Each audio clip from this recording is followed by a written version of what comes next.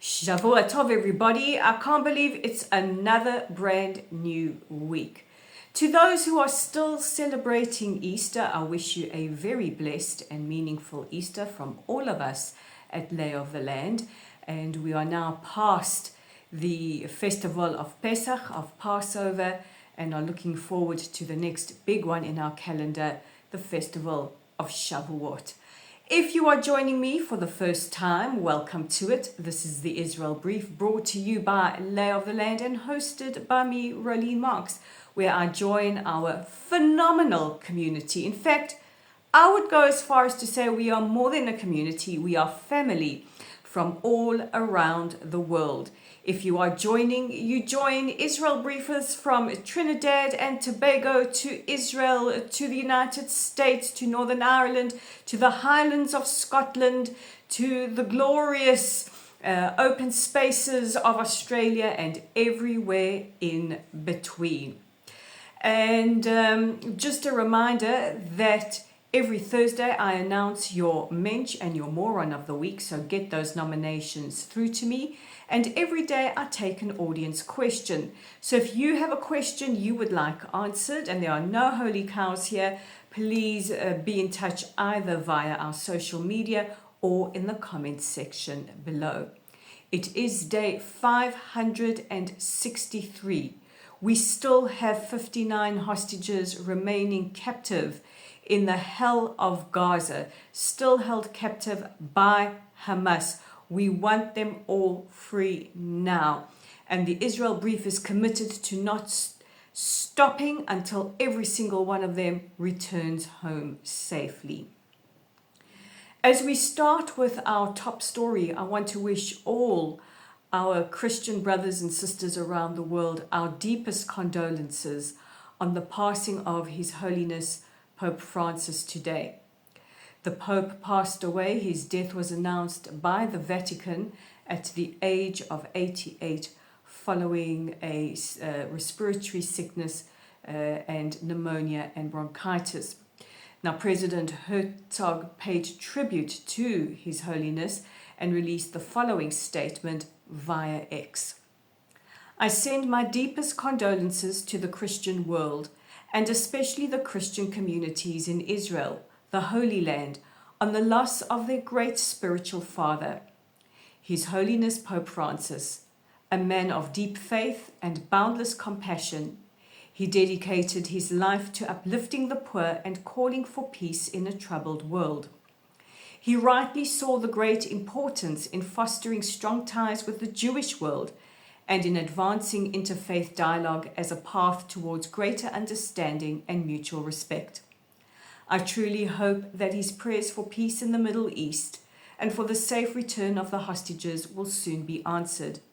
May his memory continue to inspire acts of kindness, unity, and hope. That was from President Herzog, and the Latin Patriarchate of Jerusalem announced that there will be a mass held on Wednesday at the Church of the Holy Sepulchre. The pontiff was last seen on Easter Sunday, where he lamented growing anti-Semitism around the world and also called for a ceasefire following the war against Hamas and the devastation that it has caused to both Israelis and Palestinians. In recent months, the Pope had met with many of the hostage families, expressing his hope and his prayers for the swift release of their loved ones, and also very movingly met a young soldier as part of a delegation of Sheba Medical Center who had been injured in the war and had blessed him. I join our president and many Jewish organizations around the world in saying, may his memory be blessed. In other news, you might have seen in your media around the world a story about Red Cross ambulance workers or Red Crescent ambulance workers that were allegedly killed by the IDF. Now, the IDF, as all responsible armies do, conducted an internal investigation, and it has been found that at least 6 of those in the ambulance were Hamas operatives. So I will read to you just a short summation of the findings, and you can actually read the entire investigation and the summary on the IDF website. So the IDF has dismissed a Golani reconnaissance officer over the now notorious Gaza airstrike that killed 15 rescue workers in Rafah last month. Now, 6 out of those 15 are confirmed to have been Hamas. Investigators said the officer approved the strike without following the proper procedures and later filed a partial and inaccurate report. A second commander was formally reprimanded. The IDF cited professional errors but no breach of values or ethos. And it's important that you read the investigation. I will share some of the findings.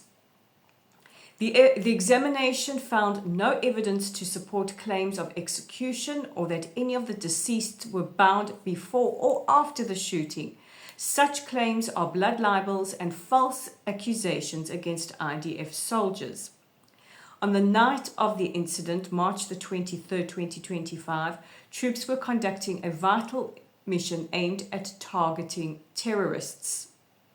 Throughout the operation, vehicles and ambulances moved along the route without obstruction, since the forces did not perceive any threat posed by them.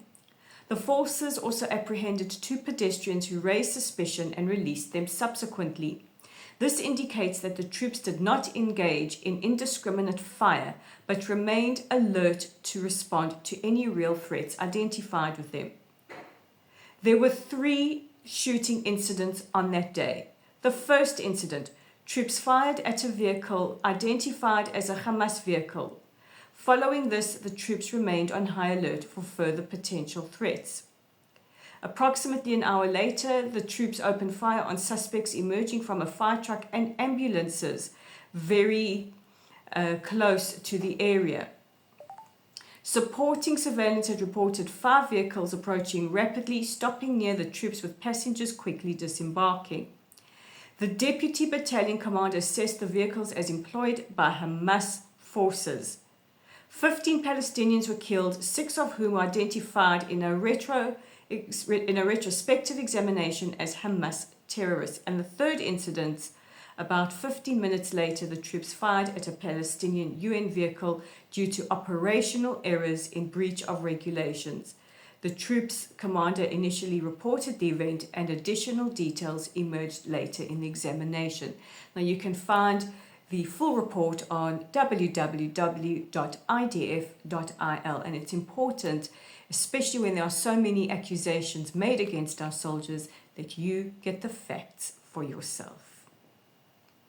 Yesterday, hostage families went to the border, and much like what we saw last year around the end of August, which really, really ripped our hearts out, they stood with loudspeakers and screamed towards the Gaza Strip in the hope that their relatives still held hostage would hear them. They called for them to stay strong and that they were doing everything in their power to bring them home safely.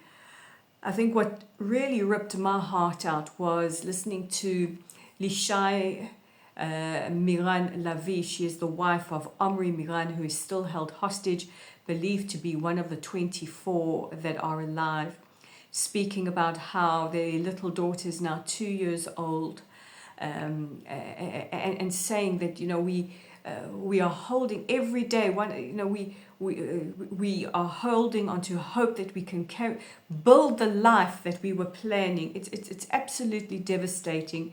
And it took me right back to that moment last year where we saw the phenomenal Rachel Goldberg-Polin screaming across into the Gaza Strip to her beloved son Hirsch, who we found out the next day had been murdered in captivity along with 5 others. The pain of these families is unfathomable, and that is why we here are committed to making sure that the world remembers our hostages until the last one is returned. Now, the hostage families have expressed their anger at an address by Prime Minister Netanyahu to the nation on Saturday night, saying that Israel will not surrender and will not make a deal to release all of the hostages if this means giving up the war. There are a lot of different opinions in Israel as to how best we should be proceeding with any deals to release the hostages. Meanwhile, earlier today, Finance Minister Bezalel Smotrich also angered Israelis when he went on Galei Tzahal, which is army radio, and said that we need to tell the truth, that the hostages are not the most important thing. He says while they are important, the destruction of Hamas is perhaps more important, and this has really, really angered Israelis, as you can well imagine. And finally, before I take the audience question of the day, some of the incredible people, the remarkable people who have been selected to light the torches for Yom Ha'atzmaut have been named. So far we have the former hostage, Emily Damari, Emily, who you know, whose fingers were shot off, this is the sign of resilience when we think of our wonderful Emily. Oron Smudger, who's an Olympic judo coach, his son fell in defense of the state of Israel. He will light a torch. Rachel Edry, who was able on the 7th of October when Hamas terrorists held her hostage in her house in Ofakim, how she managed to kind of calm them down by offering them food, cookies and something to drink. The basketball player Deri Avdija, he will light a torch, as well as Ben Shapiro. Many of you are familiar with Ben Shapiro. He is the commentator in the United States, a great supporter for Israel. And two remarkable soldiers, Lieutenant Colonel Fayez Fares and Lieutenant Colonel Chagit El Hara. So far they have been announced as torchbearers and torchlighters, and it's a very, very exciting night in Israel as we all eagerly gather around our TVs to see the lighting of the torches of independence, and a great honor. So we are super proud that they will be our torchlighters. And finally, your question of the day comes courtesy of Hillary Gordon, who says, Rolene, are there any women hostages? The answer to that is yes.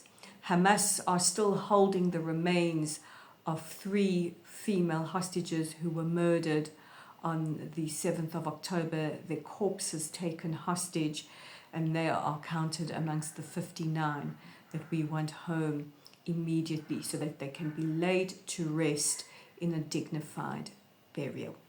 So those are your headlines for the day. Guys, please don't forget to check out our website at www.layoftheland.online. Our YouTube channel is at the Israel site right here. Please help us grow our community. If you like our content, please hit that red subscribe button. We are on Facebook at Lottel Site, on LinkedIn at Rolene Marks, on Instagram at Rolene_Marks, and on X at Lay of the Land 5. So guys, God bless you all, and I will see you again tomorrow.